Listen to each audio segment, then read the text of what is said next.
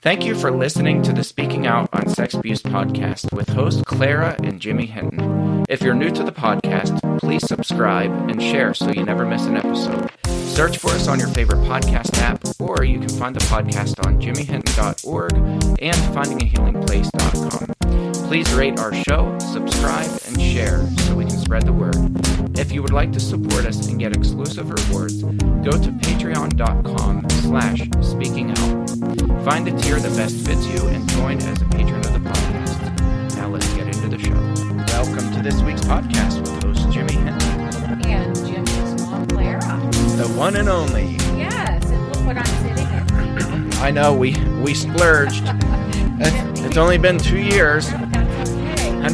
We're on episode 102 and we finally got you a chair. It feels weird though. I feel like I don't know. It feels weird. We need to put your name on it. Do not disturb. Clara sits here. Wonderful. That would be awesome.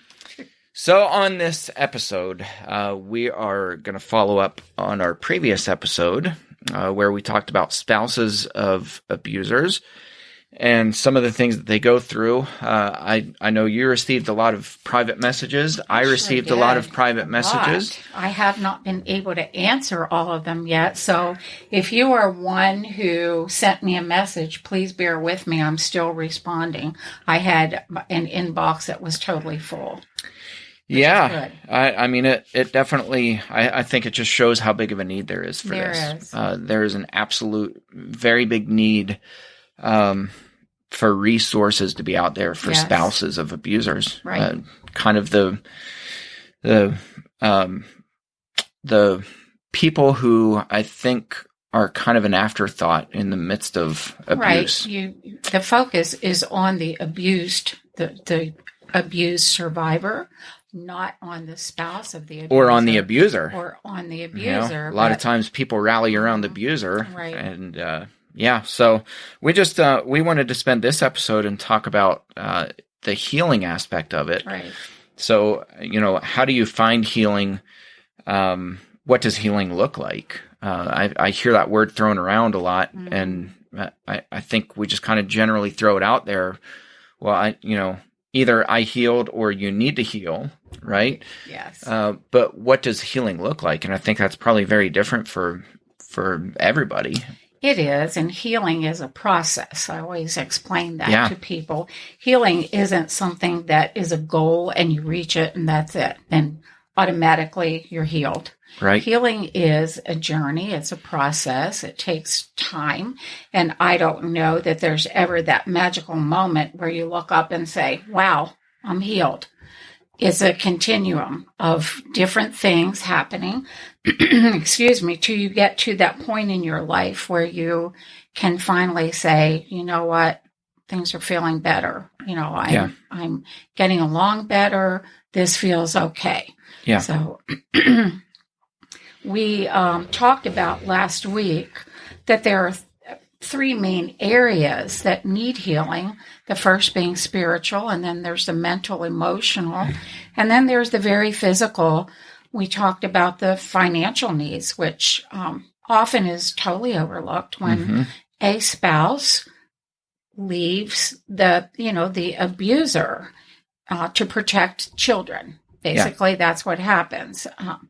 And the spiritual, I mentioned, is so necessary because without that foundation, we're kind of lost. We're left weak and lost and lonely. And often we don't find that spiritual healing, if we want to call it that, within the confines of a church building. Yeah.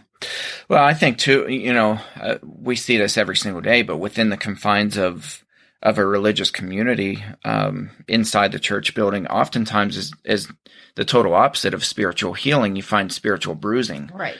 You find people who, even if they mean well, they're just inflicting these spiritual bruises on you and making matters so much worse. Absolutely. And often the abuser, and you'll have to excuse my voice because every time I get in this office, my allergies kick up. I took Claritin. Anybody else have We have mold. No, just that, kidding. Okay. Well, Maybe you're allergic to me. No, It's not my house. It's every time I come around. That could be, Jimmy. That could be. But anyway, often the abuser has built up his surrounding cheerleaders, as I like to call it. Abusers are quite often loved, and we've talked about that in episode after episode after episode.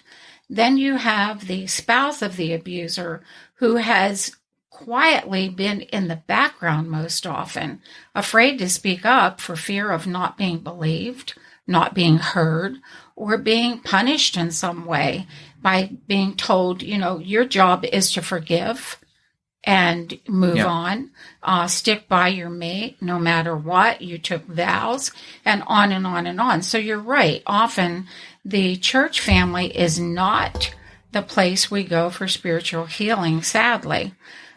It was not for me, actually. Yeah. And my healing came about in that area, and it's still coming about by different means. Number one, I had to refocus and put myself into the scriptures and relearn who God was. But you did go, just for the audience, you did go to church for a while after, I did, for a good while. After this happened. Yes. And then eventually, that kind of trickled down, or maybe you just stopped altogether. I don't really know, because we've not talked about this a lot. Right, it was a trickle down, and the reason being it got really strange, because people would come up to me, because we were in the newspaper so much, our family was at that point in time, and they had the most bizarre comments, and I would feel myself beginning to shake before I even entered the building, because I knew that after that service, I was going to have a group of people asking questions. What was it like? I can't believe it.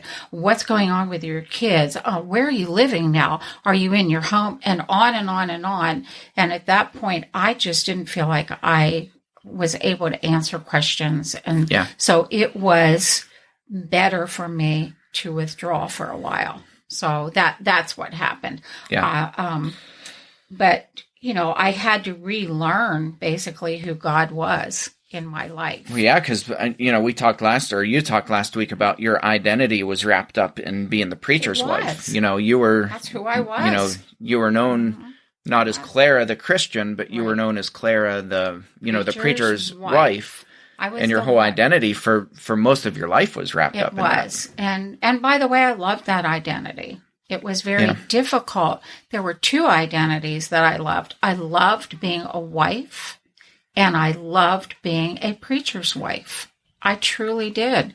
I loved everything about it, for the most part. Yeah. And, I loved teaching Bible classes. I loved doing the church bulletin. I did that for how many years? I loved all those things. But that identity was stripped away when I removed myself from the abuser. So how did you relearn to lean into God, to find community? Or have you found community within the religious realm? I have. And it's a process, and I'm still learning that process 8 years later. We went from 2012 to 2020 is 8 years later, and I'm just now getting where I feel like I have a foothold, where I have a strong foundation again with God. For a while, I couldn't pray. I wanted people to pray for me, but unfortunately, the bulk of my friends were not Christians in the fact that they worshiped at the same place where I did. But I have reconnected with a lot of my Christian friends, and I'm not afraid now to say, hey, I need some prayers this week. It's going to be a hard week or whatever. Will you pray for me? And I connected in that way. I've reconnected with God in that I got back in God's Word, which I needed to do. I've reconnected on Facebook with some awesome people, I made some new friends. Yeah. Porch Swing Ministries, I'll get a plug in there, has been wonderful. Yeah, and that was, if you listeners haven't heard the episode where we interviewed Christine Parker, go back and listen to that. Please because do. That's what Porch Swing Ministries is all about. And I think it just, stripping people of that guilt of saying you have to go inside of a church building or else your faith somehow is not valid. Somehow you're less than Christian, or you're not a Christian. You're not faithful. I hate that term. Faithful Christian as applied to people who go to church, because that's just kind of this generic term that says if you go to church, you're a good little boy or girl, and if you don't go to church, then you're not faithful. Yes, right. And I just have come to really despise that term when it's applied that way. And I appreciate you for speaking, you being a minister, to speak and say that. I've encouraged people to leave when church hurts them. Because I look, scripturally, I look at all the times when Jesus told people to go, they were begging to follow him. And certain people, he demanded that they follow him. Not demanded, but, said... they had to. They were called to said do that. There's a big cost in following me. There is. And he would call certain people to follow him. Other people begged him to follow. They said, we want to follow you. And he said, no, go home and be with your family. Or go be in peace. Go in peace. And he sent people away to their homes. He wasn't sending them into synagogues. He wasn't saying, you need to be a good Christian and go to synagogue. He was sending people home who were very badly wounded to be with their families where they belonged. I am so appreciative of you saying that, because that's basically what I did. I withdrew to home with family, with those closest to me, and allowed that to begin to heal my heart. Yeah. And until I had that, got to where I felt like I had that relationship again with God. And believe me, we need that relationship, but we don't need to be wounded more. Yeah. So it's finding that place where you can do that portion of healing, of spiritual healing. Thankfully, ones like the Somerset Church also, where you minister, the online service is so encouraging to me and to actually thousands of others. And we really try to make it a point to say this, the online part is specifically for people who can't step inside of a church building. We want them to have community. We want them to feel like they're, and to know that they're valued Christians. That just because they're at home watching worship online doesn't mean that they're not any less a part of the body than the rest of us. Not at all. And they very much are. Yes, and I appreciate that so much. Because you have brought about the church, the Somerset Church, healing for many. Continue to do that. For me to step into that building is really difficult yet. Yeah. That's where I was the preacher's wife for so many years, the largest portion of my life. I saw your dad standing where you are and listened to him and cherish the words he said. And it's really difficult to shed that part of me and put on the new yet, but I can do it online in the privacy of my home, and I so appreciate that. So I urge each person who is feeling this spiritual deprivation, whatever you want to call it, this spiritual emptiness, find your place. Start seeking and find it. Look online. Go to your Bible. Seek out your Christian friends. Each of us has friends within the church that we know will support us, and begin there. Take little steps and begin there. Mentally and emotionally, that's really hard to find a lot of support at first, because we are so weak and in such dire need that I know I felt totally zero empty. If you recall, I went into almost a total shutdown for a period of probably 2 to 3 years where I basically talked to no one. I had very little to say because I couldn't. Inside, I felt like I was bleeding, just bleeding constantly. And that bleeding hurt so bad. There was just nothing there but pain. And so you need that help, but you don't know where to get it or how to get it. So how did I get it? Again, it's a journey. It's a step-by-step journey. I learned along that way to voice the word help. Yeah. And that was a tough word for me. It still is. I don't like to ask for help, as you know. Yeah, I know where I get it from. I hate it too. You are a chip off the old block. You truly are.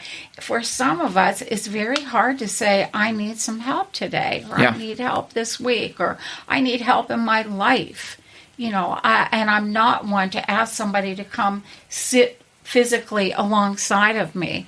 I do my crying and my weeping privately, which I think part of that, at least for me, is in doing that, it makes me feel like I'm robbing attention away from other people who are right. They're despondent and they need help, and I'm calling people away to sit with me. And who am I to ask for help when there are so many people who have it worse off than me? That's just what goes through my mind. Well, me too. I've always been the nurturer. Mm-hmm. I wanted to be my name. I wanted to be the encourager. And within when I was preacher's wife and for all those years, that's what I wanted to be known as. Yeah. The person who encouraged others. But I found myself sitting in the ash heap, needing encouragement. Mm-hmm. And I found it very interestingly among 4 friends who are not churched friends, just everyday people who treated me normal. Yeah. In the midst of all that chaos. And honestly, that did more for me at that point in my life than anybody will ever know. They asked no questions about my personal life. They didn't stick their nose where it didn't need to be. They just invited me to be with them. That brings up a really interesting point, because I could tell you were thinking. I know. Well, I wonder how many times we're well-intentioned and we go out of our way to coddle people and to ask them how they're doing, and the big pause and no, how are you really doing? Questions. Yeah, and that can be really invasive for somebody who just wants to feel like a normal person again. Yes. Yep. And I think that's interesting when you have friends who can read you. Yes. And I can guarantee that you have no doubt for their love and their care for you. Yes. About you being wounded in this area. I knew that they knew. But they don't have to bring it up. Like, they make you feel normal. I love that. Yeah, I love that. I just wanted to feel normal again.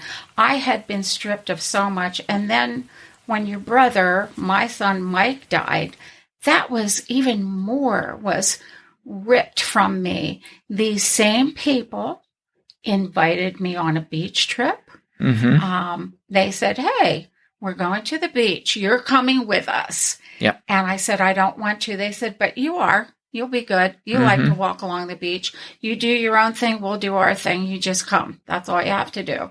I went, and a portion of me healed. Yeah. I needed that. They didn't preach to me. They didn't ask questions. They didn't probe into my life.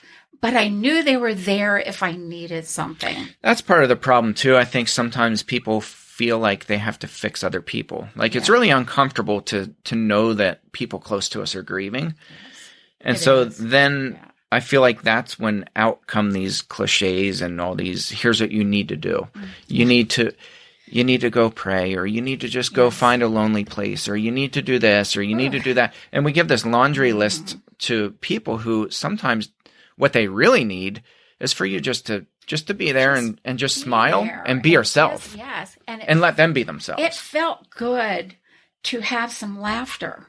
I remember the first time that I laughed after your dad had been sent to prison. It's like I went home that night and I thought, wow, I had dinner with friends and I actually laughed, and it felt so good just to feel that feeling. So that emotional healing comes about in odd and strange ways, different ways for each of us.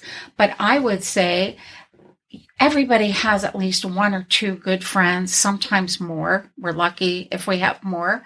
And just let them know you just need to be with them, not all the time, not where it's making you uncomfortable, but just to be normal. Just treat you normal. Yeah, I think the best Christian friends or just the best friends. In your case, in my they case, don't have wasn't to be. from my family of God. The best friends that you can have are not people who look for all the things that you have to change about yourself to heal. Yes. Like I think we get caught in those traps where it's like, oh my goodness, as a Christian, it's my duty to show you where your bitterness is, to show you, which by the way, I want to do an episode on bitterness. That will be great. Telling people that they don't need to be bitter, I think is not a really helpful thing. Thank you. You should be bitter over what was done to you. I call it righteous anger. And I've done a series of videos with my grief group on that. I just finished it. There's a time when it's okay to feel that way. Yeah. There are, plenty of scriptures where people cry out in bitterness to God. That's okay. Sure, so anyway, that's kind of an aside, but yeah, I really love that. I love this idea of finding friends who, they just let you be yourself. And did I say some things that now I look back and I think, whoa, I can't believe I said that. I did. It's part of the processing, though. It's part of the process. They never blinked an eye. Just went on, we were playing cards, I remember, and just the conversation continued. They let me be me and voice my grief and my pain as I needed to. Yeah. So that's where I think how the mental and emotional healing will come about. And by the way, I think that's good to do with our children who have been abused also. As a parent, I don't know the words to say. I just don't have the words. But to let your children express their pain and to have them know you're still there is what we need to do for them too. Yeah. That brings about healing. And to let them know that the abuse hasn't changed who you are as a person. Exactly. Because I often wonder what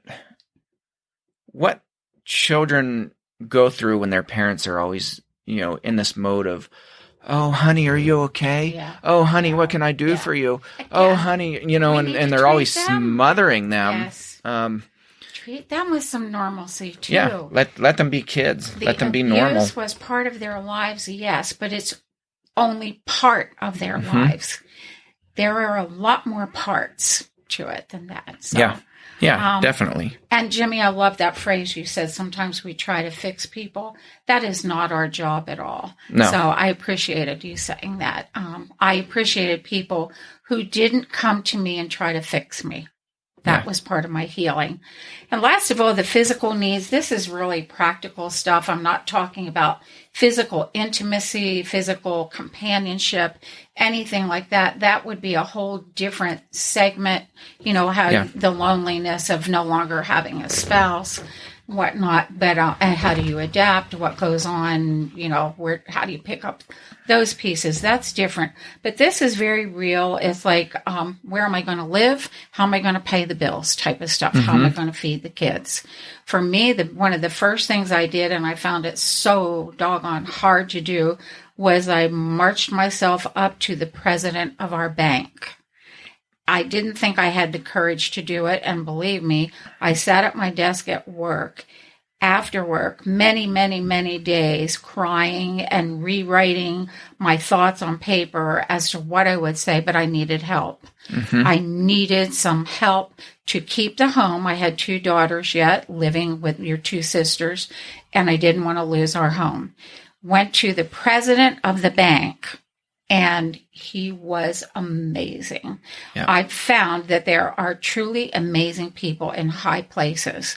And when you strip yourself of all pretenses and just bare your soul and say, I need some help, temporary, part-time help, there are a lot of people willing to help, as was in my case. I didn't remember that until you just brought that up. But I want to make this point too, is that there's a difference between going in and throwing yourselves at the mercy of somebody and just, wailing and crying and saying, you don't know how bad it is and things like that, and coming in prepared. You came in extremely prepared. I sure did. But the other part of that too is I don't know that you were really in a super healthy place to be able to go through paperwork, and I wasn't. you know what I mean? Yeah. So I remember Yes. one of my older brothers did. helped you, and he was so incredible, and wonderful. he's a book nerd. Awesome. You know, He was fantastic. His first words to me were, though, I don't think this is going to work. And I said, it has to.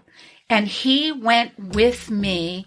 So I had that strength with me. But there was a strategy to it. I think that's what was really important was, you know, you had the courage to do it. And then you had somebody stand beside you who could say, okay, let's put numbers down on paper, and he went back and looked through bills, and, you know, he analyzed it, and it's something I couldn't do because I'm just not that organized. Well, he is, thankfully. But he has that gift, and he helped you with that. And there are I think people, that's so if important. it's not someone in your family, there are others Absolutely. who have that gift. Seek, ask their help. And they're willing to help. And they are willing to help. Yes, absolutely. And you're right. It wasn't a pity party. It was when I approached the president of the bank. Here's the plan that I think I can do. Mm-hmm. Will you give me enough leniency during the next couple months to work my way to this plan? Absolutely was the answer. Yeah. Yes.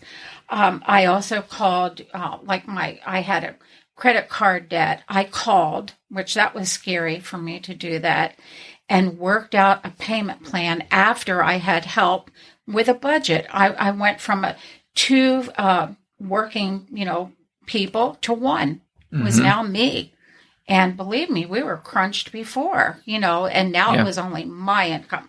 But there again, they'd rather you make payments than claim bankruptcy. Right. So I was willing to pay off my debt. And by the way, everybody, I cut my credit card in half, and I have not used any.